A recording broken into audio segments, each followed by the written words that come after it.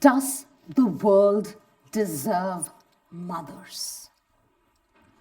One of the most consequential revolutions in human history isn't being fought with guns or votes.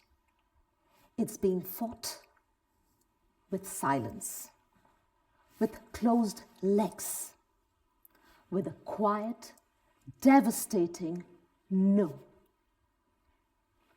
Birth rates are falling everywhere, all at once. Last year, Japan sold more adult diapers than baby diapers. South Korea is converting its playgrounds into parking lots. Italy is burying more than it's birthing. And China and Russia are running out of workers. They say women have stopped having babies. Like we don't know why. Honey, let me tell you why. We know why when the childcare bill arrives and it costs more than the mortgage. We know why alone at 3 a.m. when your partner sleeps through the crime. We know why when the promotion disappears the moment you mention the word pregnant. Statistically, the why is the human equivalent of no. We read the terms and conditions, and we said no. You see, motherhood is not this cute Instagram moment or lifestyle choice. It is a biological renovation. Your organs move, your sleep dies because your body is building civilization from scratch. And the world sends you a card. Let me tell you a thing or two about this mother of two. I travel up to 250 days a year for work, which sounds glamorous until you have to do that when you're 9 months pregnant with 30% more body weight than usual. I used to waddle through airports like a confused duck. Not metaphorically, literally. And then suddenly you realize how even complete strangers are deeply invested in your reproductive timeline. Like the guy at the airport check-in counter who leans over and says, "Madam, how far along are you? Do you have a letter from your doctor allowing you to fly?" Sir, I actually didn't walk into the airport this morning with a burning ambition to deliver a baby between gate 14 and Pret-a-Manger. I only want my aisle seat because I need the bathroom every 30 minutes. And then once you board, you can see every passenger do the same silent calculation. Please don't let her sit next to me. Please don't let her sit next to me. I support mothers, just not in 11C. And it gets better when you travel with an infant, because there's always the person who whispers to you, "I hope he's going to behave. I really need to sleep on this flight." Darling, I need to sleep. Because guess what? I haven't slept since 2009. And the last I checked, there is no mute button that I can install in a baby. Next is the most interesting part, breastfeeding. Look at that. Now everyone is listening. We live in a world where breasts are everywhere. Billboards, movies, social media, OnlyFans. Stylized, celebrated, commercialized, and monetized. But the precise God-given moment when a breast is used for its original purpose of feeding a baby, society clutches its pearls and looks for the manager. Ancient Egyptians believed breast milk transmitted divine protection. The Quran recommends it. Medieval art is full of Virgin Mary nursing Jesus, which no one found awkward for about 15 centuries. Modern science tells us how breast milk is literally personalized medicine, built into the body free of charge. But suddenly, the society has prepared an unusual set of instructions for the breastfeeding mother. Breast is best, but don't do it in public. Don't do it at work. Don't do it too long. Don't make it personal. Don't make it political. Don't ask for help. Don't let it inconvenience anyone. And definitely don't talk about how difficult it is. In other words, do what is one of the most normal things in the world. Just make sure no one notices you doing it. Work makes the contradictions even starker. So there was this one time where I was supposed to go up on stage to give a keynote, and I remembered that I had not expressed milk before. So you then sprint into the conference center bathroom, fully mic'd up, and you're sitting there with a breast pump which is making noises like a small industrial machine. Rrr, rrr, rrr. I had one thought. Please don't switch the microphone on. Of course they switched the microphone on. And for a glorious moment, an entire ballroom heard what sounded like a malfunctioning cappuccino machine. But then you compose yourself, run back up on stage, smile at 400 people, deliver the keynote, and then hope and pray that the noise is not going to make part of the official recording.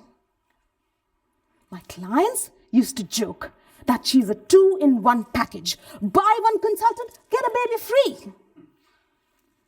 During a board meeting once, someone looked up from the agenda with complete sincerity and asked me, "So, you have only one breast today?" I had just come down into the conference room after feeding my baby upstairs, which apparently means I have left the other one on standby. You see, here's the thing no one tells you. Once you become a mother, everyone has an opinion. Everyone. Breastfeed in public? Problem. Don't breastfeed? Also a problem.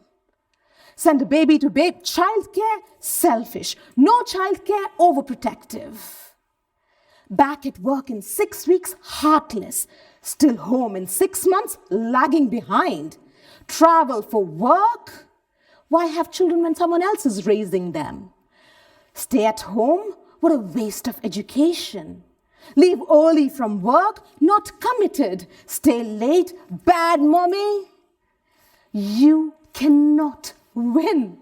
The game is not designed for winning. It is designed for judging. And my favorite judges are other mothers who look you dead in the eye and say, "So, who's raising your children?"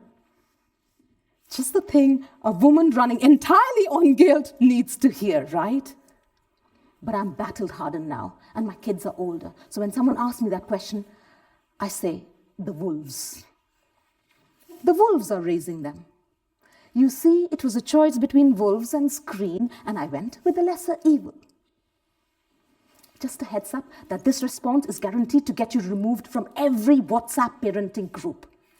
Totally worth it. Our society loves the idea of mothers. Motherhood is sacred, it's a blessing, it's beautiful. We write songs about it, we put it on greeting cards. We also give it one Sunday a year and brunch. But real motherhood is structurally a lot more inconvenient. Think about it. 700 women die every single day of pregnancy or childbirth in some part of the world. I'm not talking 1800s. I'm talking this morning as you were deciding what to have for breakfast. Now, imagine if 700 airline passengers died every single day. I guarantee you every plane on earth would be grounded before lunchtime. But when it happens to mothers, the system barely pauses. And here is the problem. I believe a society reveals its true priorities not by what it praises, but by what it designs. We built offices without lactation rooms. We built cities without affordable childcare. We built healthcare systems that prepare women to give birth, but not to recover. And if that wasn't enough, we add an additional impossible expectation on top. Do it all gracefully. Maintain the career, maintain the marriage, the healthy diet, the clean home, the social life. Ideally with makeup and good hair. Because God forbid the infrastructure of civilization looks tired. No, no, no. Look around you. Every single one of you came about the same way inside a mother's body. Fed, carried, protected for 9 months. Not one of us missed that step. Not one.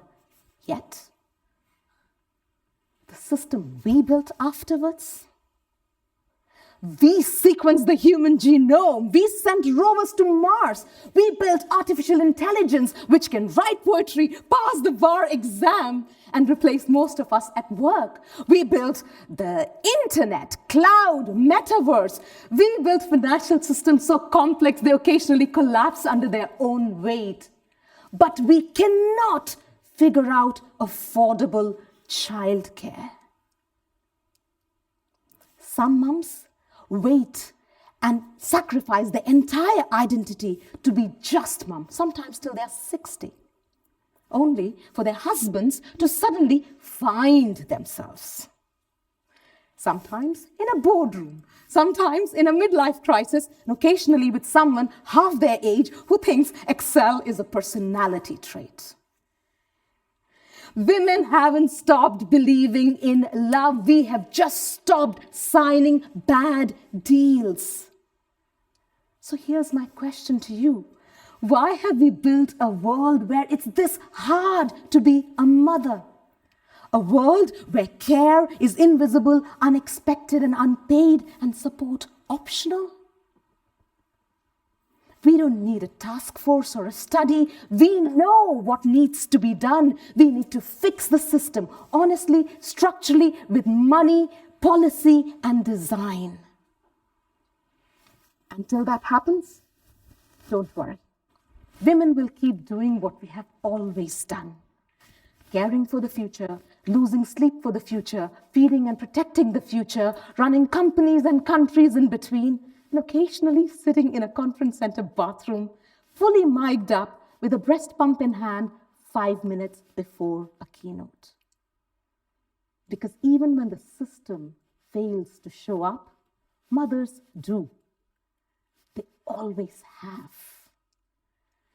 Ladies and gentlemen, the question is not why women are not having babies.